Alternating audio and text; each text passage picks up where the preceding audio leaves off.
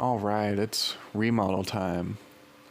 First step in this one is going to be removing the old carpet, and it's in the hallways and the bedrooms. So we're just going to go ahead and get that pulled up.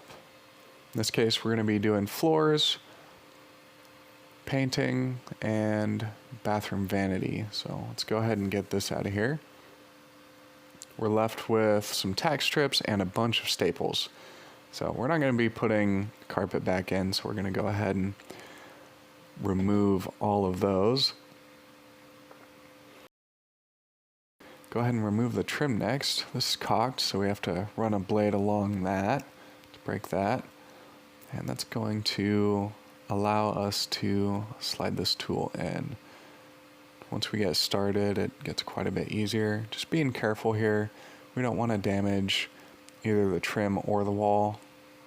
In this case, we are trying to reuse the trim actually. So you can see, just work your way along the trim there, and eventually it's going to pop right off the wall. And we'll still be left with a bunch of nails that we have to come back and remove. So we'll save you having to see that. We're running a saw through the floor right here, which you might be a little shocked to see, but we're actually doing that because this is just vinyl on top of a subfloor. So it's plywood on top of your floor with vinyl on top of that. So it's got to go. We can't have any level changes. We're doing one floor through the whole home.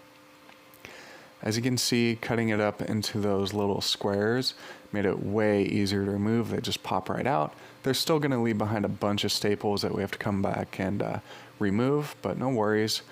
Once we take care of all of that, we're going to be left with a nice clean surface for us to come in and add the new floor. So stay tuned for the next part.